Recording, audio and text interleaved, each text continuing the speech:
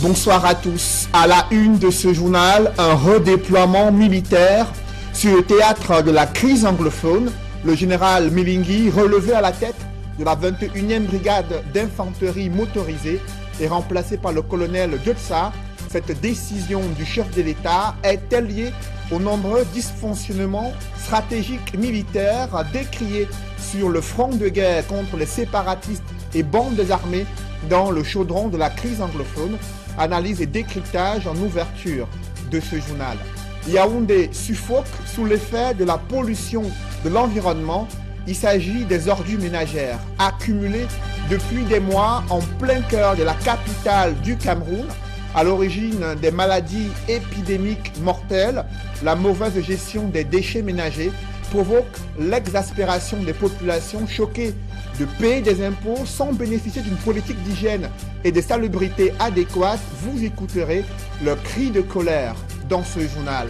La multiplication des centres de formation professionnelle n'a pas résorbé le taux de chômage et de sous-emploi dans la capitale économique du Cameroun. Le gouvernement fait la sourde oreille face à l'échec d'une telle stratégie et présente des niches d'opportunités peu efficaces. Vous les écouterez dans le chapitre économie du 20h.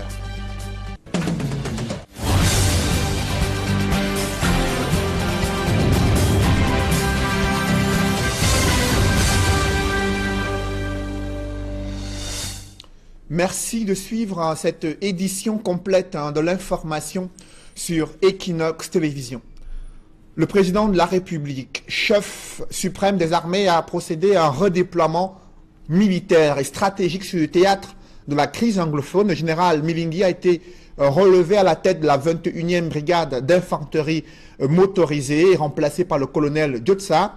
Une décision qui intervient après de nombreux dysfonctionnements décriés sur la stratégie militaire déployée sur le front de guerre contre les séparatistes et les bandes armées dans la région du sud-ouest, mais aussi celle du nord-ouest. Des précisions avec Éric Martial Ndiomo.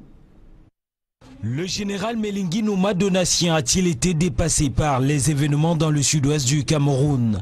L'homme, jadis commandant des troupes au front dans le sud-ouest, a été promu général le 29 juin 2017 et affecté directement au commandement des opérations militaires dans la région du sud-ouest du Cameroun.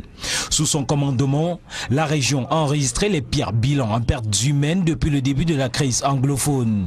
Attaques et tueries dans les écoles, incendies de maisons dans plusieurs villages, assassinats en série d'hommes en tenue, attaques de multiples convois, notamment celui du gouverneur de la région du sud-ouest Bernard Okalabilai, enlèvement des personnalités religieuses et administratives, assassinat de nombreux civils. Le tableau dressé du bilan de ce dernier est sombre sur ces aspects dans cette région du sud-ouest. La polémique la plus vive sous son commandement porte sur ses propos qui, dans une interview aux médias étrangers, reconnaissait les dérives militaires dans le sud-ouest, en avouant notamment que l'armée brûlait des maisons dans lesquelles elle retrouvait des armes.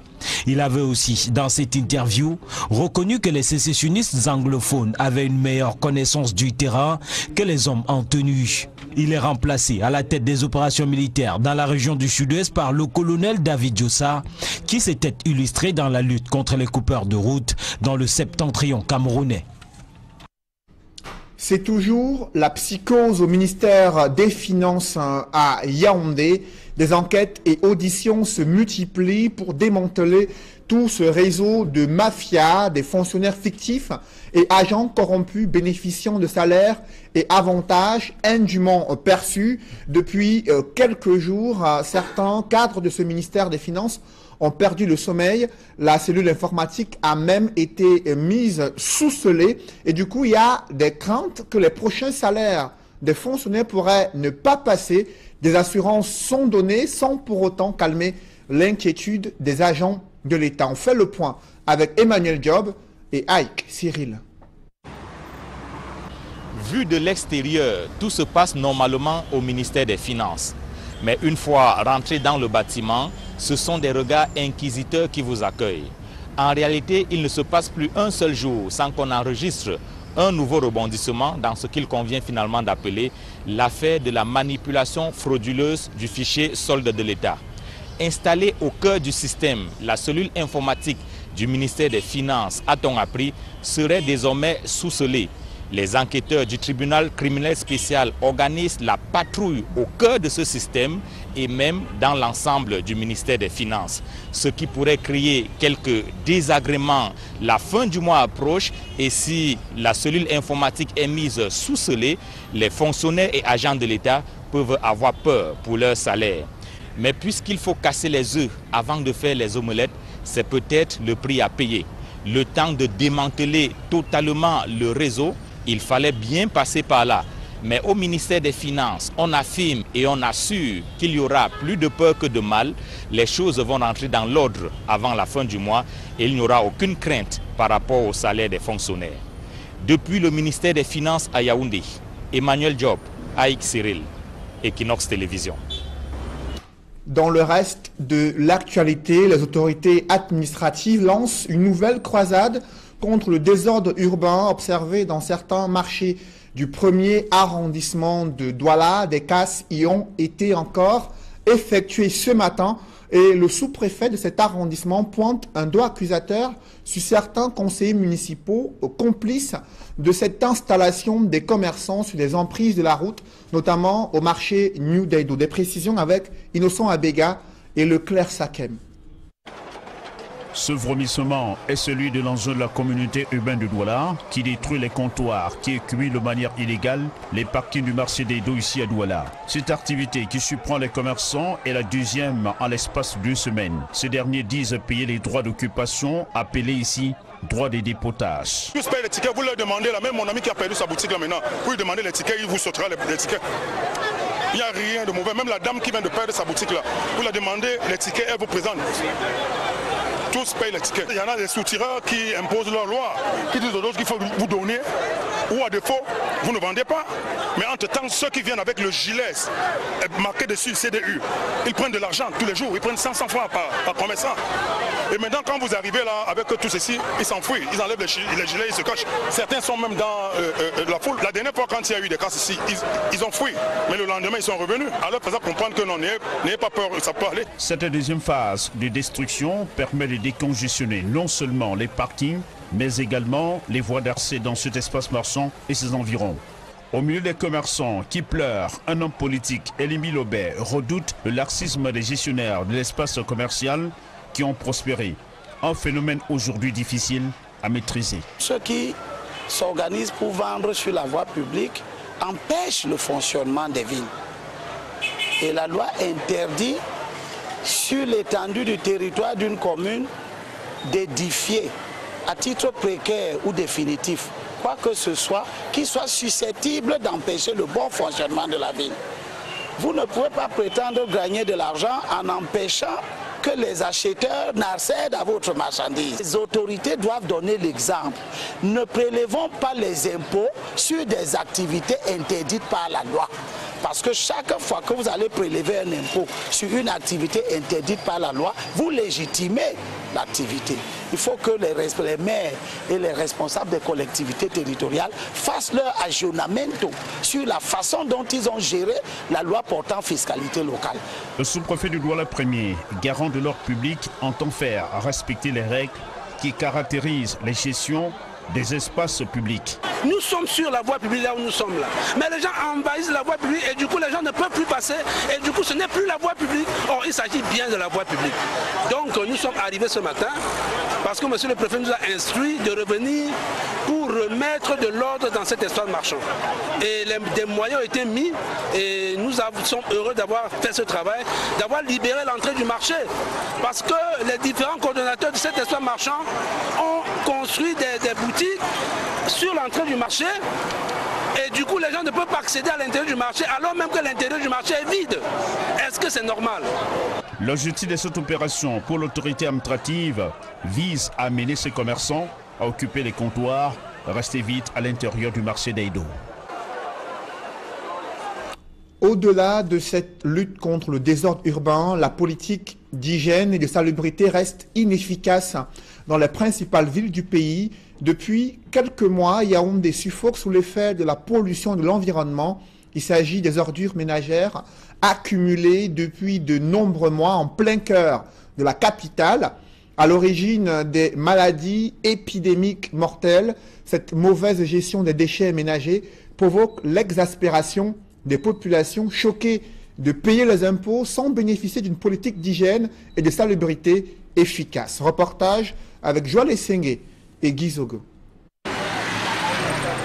Yaoundé étouffe sous les ordures ménagères. Dans les 4 coins de la capitale du Cameroun, on dirait que la ville est cernée de toutes parts par des immondices dont se dégagent des odeurs pestilentielles. Mokolo, Chinga, Essos, Bastos, Ekounou, Mendong, personne n'est à l'abri de l'épidémie des ordures dont est atteinte Yaoundé. Dans cet environnement putride, malgré tout, on vit. Nous sommes dépassés parce que déjà à notre niveau ici, nous on s'est battus puisque c'est une poubelle qui nous est trouvée ici sur place. La poubelle, c'est le problème de tout le monde à Yaoundé. Je ne sais pas pourquoi Isaac nous laisse vendre à côté de la poubelle.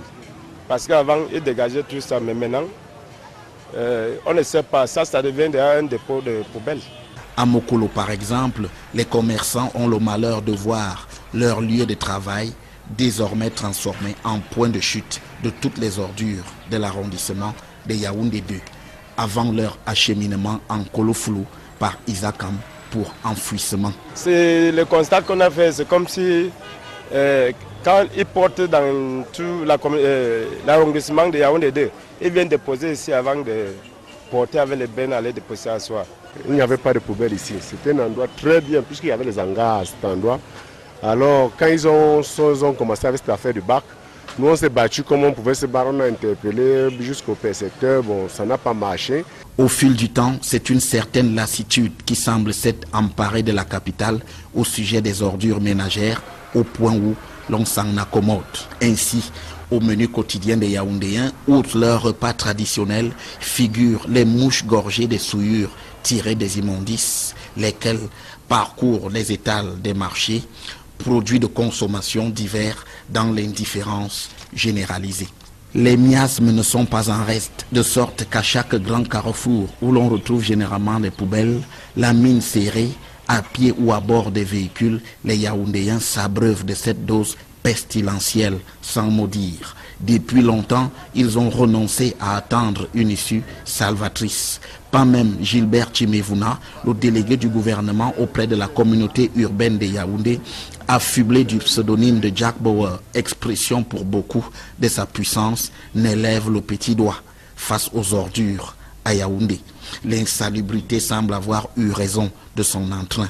Pas même Isakam non plus ne parvient à apporter une réponse satisfaisante à cette question. Il y a quelques mois, cette entreprise avait annoncé l'arrivée imminente du matériel destiné à l'enlèvement des ordures ménagères. C'est un grand jour parce que nous signons une convention inédite dans la sous-région. Ils ont reconnu que Isakam est à la hauteur d'un tel défi et ils ont accepté par cette signature de financer à hauteur de 24 milliards et demi Isakam pour acheter 211 camions et 17 engins. Depuis, rien de concret n'a été aperçu sur le terrain. Bien sûr, Isakam attend le règlement des factures de ses débiteurs, dont l'État du Cameroun à hauteur de plusieurs milliards de francs CFA. D'ici à ce qu'on y arrive, Yaoundé est une capitale insalubre qui se vautre dans sa puanteur. Restons à Yaoundé où le gouvernement fait encore des promesses pour désamorcer une grève des travailleurs initialement prévue le 10 mai prochain. Le préavis de grève a été suspendu au terme des négociations entre les pouvoirs publics et les syndicalistes, mais la menace d'une grogne sociale plane toujours à Yaoundé. Des précisions avec Joël Essengue et Ike Cyril. Annoncé pour démarrer le 10 mai 2018, la grève de l'Union générale des travailleurs du Cameroun n'aura plus lieu. On n'a pas dit que le mot d'ordre de grève, c'était le 10 mai, c'était la fin du préavis. Maintenant, on va évaluer et on va voir dans le 12 ce qu'il y a lieu de faire. Donc on n'a pas dit que la grève commençait le 10. Je le dis toujours aux journalistes. Ils confondent la période de préavis et la déclaration de grève. On n'a pas encore déclaré la grève. C'est une précision qui arrive au terme d'une concertation au cours de laquelle le gouvernement a annoncé son intention de se pencher sur les doléances des travailleurs. Nous sommes à la première étape. Cette première étape, le gouvernement a voulu nous montrer que nos problèmes sont arrivés et que ça a été dispatché dans les différents ministères pour que nous puissions commencer le débat de fond. Ces ministères ont proposé des dates que nous voulons voir confirmées par écrit. En fait de doléances, de quoi s'agit-il exactement? Nous avons le problème de la dette sociale, nous avons le problème de la sécurité sociale, nous avons le problème du chômage des jeunes, nous avons le problème de la lenteur judiciaire, nous avons le problème de la liberté syndicale, nous avons le problème de la négociation collective. La première étape des négociations étant franchie, les syndicalistes vont se retirer dans leur base pour évaluer les propositions du gouvernement. Le bureau confédéral de l'UGTC va se tenir samedi, le 12, à son siège à Yaoundé, va analyser cette réunion et prendra certaines décisions pour voir s'il faut proroger ou bien si nous irons au front. Les travailleurs, membres de l'Union générale des travailleurs du Cameroun, UGTC, peuvent donc continuer à vaquer à leurs occupations en attendant un nouveau rebondissement. Vous l'avez suivi, des syndicalistes reculent sur une épineuse question du chômage des jeunes. Pourtant, la multiplication des centres de formation professionnelle n'a rien changé à l'insertion difficile des jeunes sur le marché de l'emploi décent. Le gouvernement, quant à lui, refuse de reconnaître cet échec en se focalisant sur des niches d'opportunités peu visibles pour l'insertion des jeunes sur le marché de l'emploi au Cameroun. Innocent Abega et Sylvestre Hippolyte Zangaou. 27%, le taux de chômage des jeunes en 2017 au Cameroun. Selon le Centre d'analyse et de recherche sur les politiques économiques et sociales, les choses n'ont pas bougé depuis le début de l'année 2018. Une situation qui peut trouver des solutions si les jeunes s'orientent vers les bonnes formations, affirme Zachary Pérévet, le ministre de l'Emploi et de la Formation professionnelle. Notre pays, comme d'autres pays, a une grande préoccupation en ce qui concerne l'emploi. Le chômage a été toujours appelé par le chef de l'État comme un cancer social qu'il faut combattre avec énergie et de manière collégiale. Je pense, si mes souvenirs sont exacts, depuis 2007, nous avons engagé une croisade contre le chômage et le chômage des jeunes au Cameroun. La stratégie de lutte contre le chômage passe nécessairement par la formation professionnelle. Et une bonne formation professionnelle vous permet non seulement de s'insérer dans les entreprises qui existent, mais de créer sa propre entreprise. À cette dernière étape, vous avez pu constater que même les jeunes eux-mêmes, avec une bonne formation, sont déjà employés. Et on a parlé de 100% de taux d'insertion. Créé pourtant en 2004, il y a 14 ans, le ministère de l'Emploi et de la Formation professionnelle, qui apparaissait comme une solution pour résoudre les problèmes liés au manque d'emploi au Cameroun, peine à contribuer à la réduction du taux du chômage, surtout en milieu jeune, malgré la multiplication des centres de formation d'excellence qui devaient avoir le mérite de mettre sur le marché de nombreux travailleurs. Entre 2016 et 2017, seulement 12% des jeunes formés dans ces centres ont eu accès à un emploi direct. Nous avons eu à passer dans plusieurs structures. Et vous voyez même donc en termes de sensibilisation, tout le monde parle de la professionnalisation. Même les universités, professionnalisation. Il y a beaucoup de gens qui y sont entrés, mais qui ont trouvé du travail. Ce que je souhaite, c'est qu'il y ait une meilleure coordination de ces structures maintenant. Et avec les universités, j'ai demandé même qu'il y ait une recirculation des artisans. Pourquoi pas?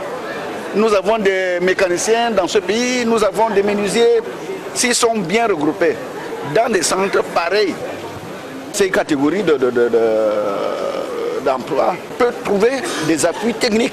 En attendant la résolution du problème par le gouvernement, de nombreux jeunes se consacrent au secteur informel. Les enjeux du transport maritime échappent-ils aux chargeurs africains alors que 90% des échanges commerciaux entre l'Afrique et le reste du monde se déroulent dans l'espace maritime du golfe de Guinée? Des chargeurs africains peinent à s'imposer dans la chaîne de transport. La faute à l'insuffisance des infrastructures et la complexité des procédures en matière de transport et de commerce. L'Union des conseils des chargeurs africains réunis à Douala a décidé de peaufiner une nouvelle stratégie pour sortir la tête de l'eau. Compte rendu, Flavien Valondongo. L'Union des conseils des chargeurs d'Afrique a choisi la ville de Douala pour siéger. Les représentants membres de cette plateforme échangent sur les défis qui les interpellent. Le BSC, qui est notre principale source de revenus, le borne électronique de suivi cargaison, qui doit faire l'objet d'une étude, n'est-ce pas, en vue d'une harmonisation, parce que c'est une source de revenus que nous cherchons à protéger vis-à-vis même des grandes puissances, parce que c'est ça qui permet un peu d'avoir un levier pour intervenir en termes d'investissement, en termes d'accompagnement de nos chargeurs. La rencontre de Douala au Cameroun, présidée par le ministre des Transports, se tient dans un contexte marqué par une mondialisation qui cadre avec la hausse des coûts des marchandises au niveau du transport maritime. Et c'est à ce niveau que se trouve le problème. Disons en termes de soucis, déjà il y a les grands armateurs qui sont présents, avec lesquels nous travaillons au niveau du port. Donc c'est une rencontre statutaire qui doit permettre un peu, disons, de faire le point, mais également de lancer des perspectives, notamment par rapport à nos activités. Avec la signature des accords de partenariat économique entre certains pays africains et l'Union européenne, l'Union des conseils des chargeurs se doit de réviser ses stratégies afin de valoriser ses performances sur le plan mondial. Ne l'oublions pas, les conseils de chargeurs africains jouent un rôle déterminant dans nos économies, dans le transport maritime, en termes, disons, d'analyse, de perspective, mais également de positionnement stratégique au niveau de nos ports et au niveau de nos différents corridors. Avec la mise en route des résolutions retenues lors de la dernière rencontre tenue au Ghana en février 2017, chaque État s'est résolument mis au travail et le Cameroun, qui occupe le poste de trésorier de l'Union des conseils des chargeurs, a bénéficié de la certification ISO 9001 version 2015. Cette certification nous amène plutôt à plus de travail, à plus d'ardeur, parce qu'il faudra se battre, il faudra continuer à rechercher l'excellence pour conserver cette certification que nous avons obtenue de très haute lutte. La présidence de l'Union revient donc au Burkina Faso. Les travaux de Douala vont durer 3 jours. Dans le reste de l'actualité, la session de plein droit s'est achevée au Sénat avec une note d'insatisfaction pour le SDF ne disposant d'aucun groupe parlementaire. Ces sénateurs SDF se sont vus imposer la répartition des postes au sein des différentes commissions. Par contre, d'autres parlementaires ont apprécié leur initiation au rouage de la Chambre haute du Parlement. On fait le point avec Marcelin Gansop. Pour les nouveaux sénateurs, les 2 dernières semaines qui viennent de s'écouler ont réuni les ingrédients d'un bon apprentissage. Première remarque que je peux faire, c'est que les mandats des nouveaux sénateurs étaient vérifiés et validés. Et deuxièmement, un bureau permanent du Sénat était mis sur pied. Et les nouveaux comme moi ont profité de cette occasion de prendre connaissance de l'environnement du Sénat. Donc on a pris connaissance de certaines choses dans la maison. Ce n'est qu'en jouant qu'on va voir effectivement comment fonctionne le Sénat. Pour le moment, on peut seulement faire le constat du fait que c'est malheureux quand vous vous trouvez dans une situation où vous êtes la minorité. Et toute chose semble être imposée sur vous. Et même le nombre de sièges qu'on doit vous donner, c'est déterminé ailleurs. Et vous ne connaissez pas quelle mathématique qu'on fait pour y arriver. Mais cet apprentissage laisse déjà un goût amer à certains sénateurs, notamment ceux du SDF, qui ne comprennent pas que leurs collègues nommés viennent leur ravir la vedette aux différents postes de responsabilité au Sénat. Les places au bureau du Sénat, ça devait être seulement partagé entre le RDPC et le SDF. Il peut nommer les gens indépendants, les personnalités indépendantes.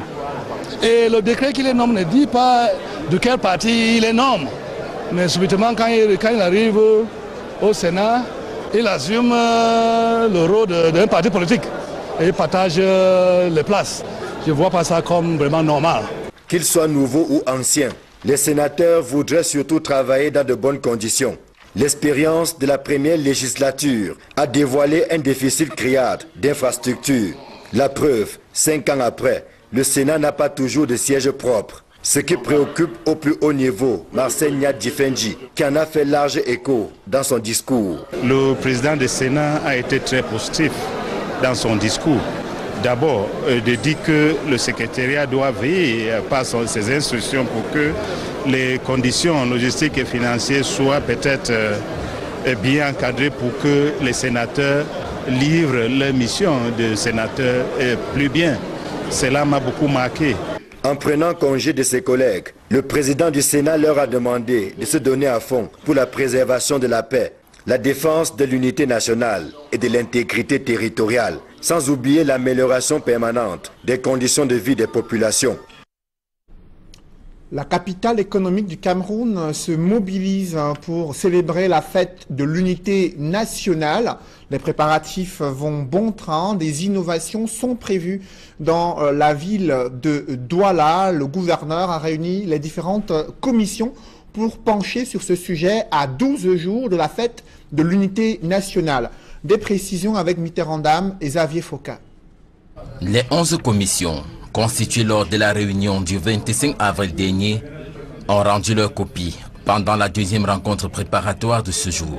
Beaucoup d'innovations en perspective pour la célébration de la 46e édition de la fête de l'unité de cette année. La particularité de cette fois, c'est que nous aurons un carré spécial du comité de site dans la région du littoral qui est en charge des préparatifs de la CAN. Au-delà de cet enjeu sportif, il y a aussi quelques innovations majeures. La création d'un village de l'unité à la permanence de la maison du parti à Bonanjo, la journée des emblèmes et armoiries nationaux, un tournoi de football dit de l'unité avec un match pour le vivre ensemble et un autre pour la Coupe d'Afrique des Nations. Question sécuritaire oblige, la retraite au flambeau se fera en journée. 45 carrés réservés aux établissements secondaires à raison de 5 par commune sont attendus, hormis la commune de Douala 6e. Le gouverneur a levé un pan de voile sur la question de la participation des partis politiques. Tous les partis politiques sont admis à défiler à Douala.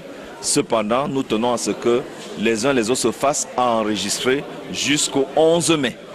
Après le 11 mai, nous considérons que ceux qui ne sont pas enregistrés ne voulaient pas défiler. Donc ils ont tout le temps pour s'inscrire auprès de la préfecture du Vouri. Au sorti de cette séance de travail, Samuel Dieudonné Ibaradiboa a exprimé sa satisfaction quant à l'état d'avancement des préparatifs avant de formuler d'autres recommandations. D'abord qu'elle continue à travailler de manière, je voulais dire de manière ardente, de manière déterminante et surtout de manière citoyenne.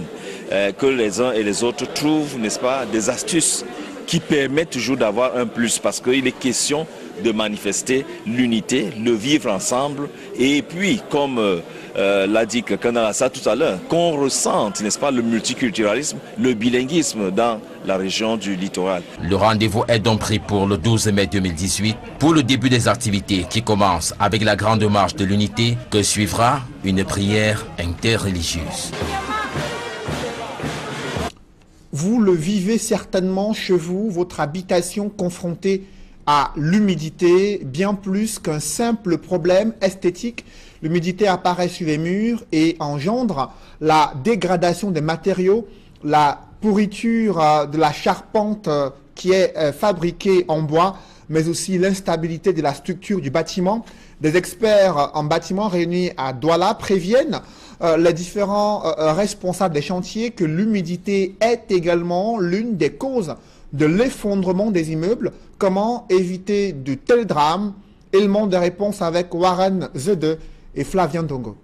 Des immeubles construits hors normes au Cameroun ont connu une brève espérance de vie. Les peuples qui n'ont pas de moyens, des fois, refusent même de faire impliquer les techniciens du bâtiment. Quand tu ne respectes pas les normes, tu dois être prêt à tous ces genres de problèmes. Des spécialistes en bâtiment révèlent par ailleurs que des constructions érigées dans des zones humides sont dans la plupart des cas victimes des remontées capillaires. C'est une remontée d'eau ascensionnelle qui provient du sol, la nappe phréatique, et la porosité des matériaux se comporte comme une éponge et favorise ces remontées. L'humidité qui affecte des bâtisses préoccupe les experts en bâtiment.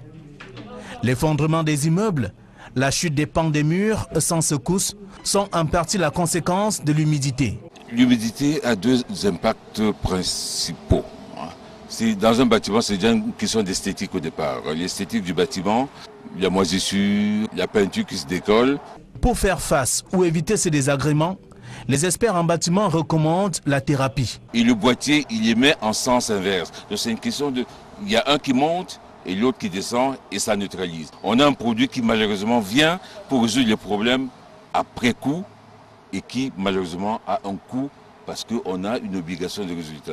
La boîte en question qui fait ses preuves ailleurs était au centre d'un débat à Douala. Autour de la table, des architectes, des ingénieurs et des experts en bâtiment. Les chroniques d'une démocratisation assistée au Cameroun cristallisent toujours l'intérêt des Camerounais passionnés de lecture, mais aussi désireux de connaître l'analyse éditoriale de Valentin Siméon Zinga, ancien rédacteur, ancien directeur des rédactions au sein du groupe La Nouvelle Expression. Il a publié l'ensemble de ses éditoriaux dans un ouvrage intitulé « Les chroniques d'une démocratisation assistée ».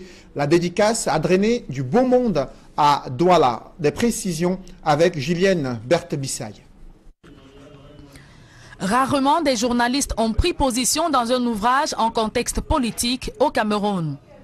Valentin Siméon Zinga l'a fait dans une espèce de recueil ayant marqué une vingtaine d'années de plume dans la presse camerounaise.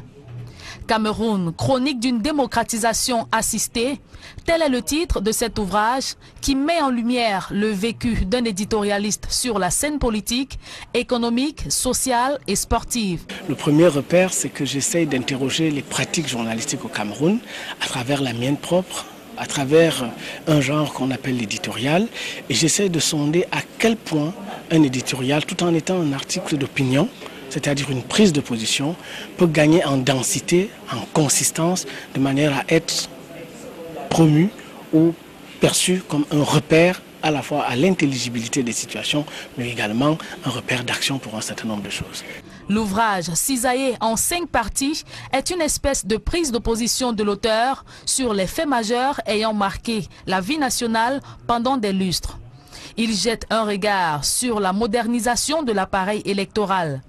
La cérémonie de dédicace s'est avérée un moment de délectation stylistique. Je crois qu'il y a des grands esprits et qu'une grande plume comme Valentin ne pouvait pas ne pas rendre au public camerounais, à l'intelligentsia, cette part de travail qu'il a faite. Et ça arrive à un bon moment parce que nous cherchons dans un monde où tout va dans tous les sens, surtout dans un monde de la presse qui est chargé d'éclairer.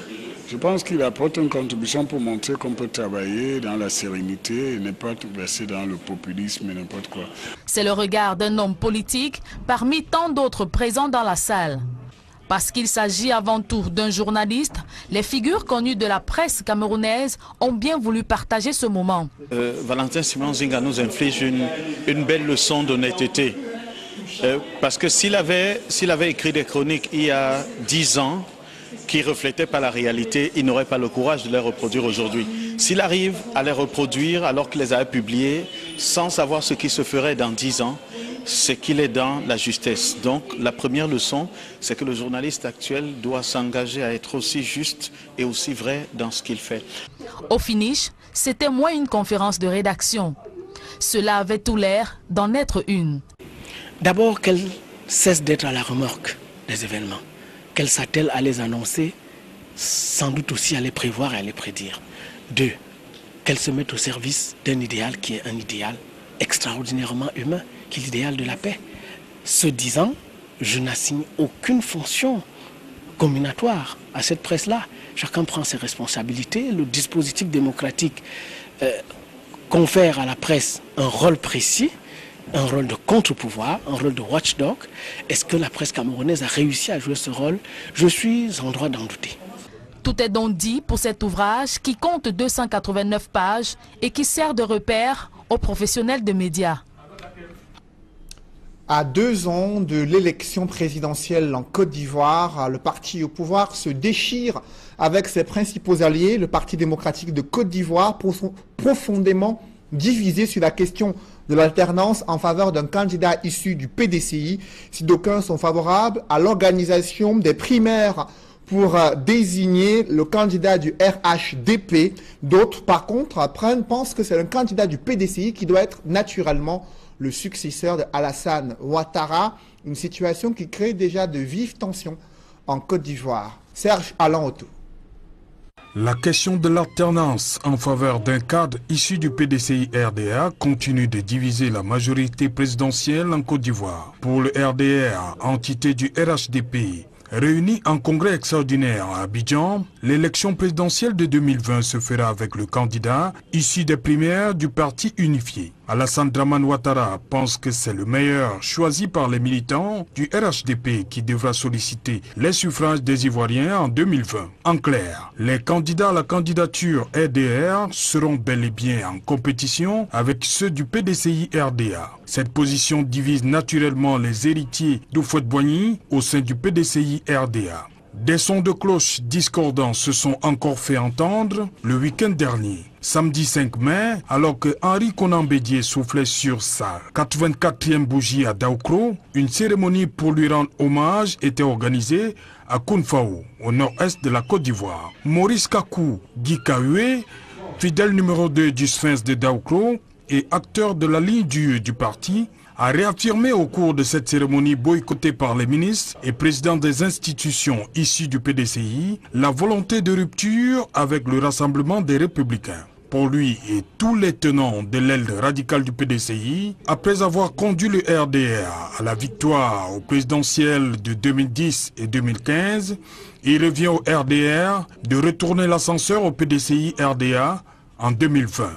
À la même heure et à la même date, cette fois à Abidjan, lors du 4e congrès extraordinaire du RDR, un haut cadre du PDCI-RDA soutenait autre chose. Patrick Hachi, secrétaire général à la présidence de la République et ministre chargé des relations avec les institutions, partisan du maintien voire du renforcement des relations entre son parti, le PDCI et le RDR, restait convaincu que sa formation politique fera sa part de chemin. À quand donc la convergence de points de vue sur la question? À la tenue d'un congrès extraordinaire du PDCI, pensent nombre d'observateurs de la scène politique ivoirienne. Toujours à l'international, Donald Trump vient de susciter un tollé de réactions. Le président américain a décidé de se retirer de l'accord du nucléaire signé avec l'Iran en 2015 et de nouvelles sanctions sont annoncées contre l'Iran, précise Donald Trump dans une conférence de presse qu'il vient de donner à Washington, aux États-Unis d'Amérique. Un reportage dans ce journal, la Société anonyme des brasseries du Cameroun soutient l'excellence littéraire, illustration faite lors du Grand Prix africain de la littérature. La 5e édition a dévoilé ses lauréats il y a quelques jours du côté de Yaoundé. Reportage. Grand Prix des belles lettres va à la Côte d'Ivoire, à Maké-Rekiti. Pluie de récompenses sur la scène de l'Institut français du Cameroun, à Yaoundé. La 5e édition du Grand Prix africain de littérature a rendu son verdict. La Maison de la Culture Québec-Cameroun. Aux côtés des acteurs de l'art littéraire et autres férus de l'écriture, la Société anonyme des brasseries du Cameroun, via la Castelbille, la marque qui balise les chemins de la réussite et de l'excellence. Il faut simplement dire que le groupe SABC, au travers de la marque Castel, célèbre la réussite. C'est le prétexte de notre soutien à ce mouvement littéraire. Donc nous sommes là une fois de plus pour dire qu'avec la marque Castelbille, nous encourageons des initiatives qui permettent aux jeunes Camerounais de pouvoir éclore. Et aujourd'hui, l'occasion est celui du GEPAL. Donc nous encourageons toutes les initiatives où nous pouvons célébrer la réussite aux brasseries du Cameroun au travers de la marque Castel. Entre autres distinctions, le Grand Prix de la recherche, remporté par le duo d'auteurs camerounais, Ebenezer Bilé et Georges Moukouti. On ovationne encore une fois pour ces deux auteurs, on y croit tout fort. Mais aussi le prix des belles lettres attribué à l'auteur ivoirien Maker Eti, ou encore le Grand Prix des mécènes, dont le lauréat est le Malien Sédou Badian Kouyaté, qui a dépêché son fils dans la capitale camerounaise pour recevoir sa distinction. Au-delà de la reconnaissance pour l'œuvre accomplie par la dizaine de lauréats, Chacun a reçu divers lots, dont un diplôme et une motivation financière, grâce au précieux appui de la Société anonyme des brasseries du Cameroun et sa marque de prestige, Castel Beer. Nous appuyons le GEPAL dans la communication pour que cet événement soit davantage connu du grand public. Nous appuyons également le GEPAL dans les primes. Nous permettons aux lauréats de cette édition de repartir avec un appui financier. Et puis, comme c'est la Castel qui est autour de l'événement, nous donnons également un ensemble de produits pour qu'on puisse célébrer, comme vous voyez autour de vous ce soir, pour qu'on puisse célébrer ce partenariat, pour que les personnes qui viennent au GEPAL puissent quand même vivre l'expérience de la marque en dégustant ce produit de qualité, la Castel Beer.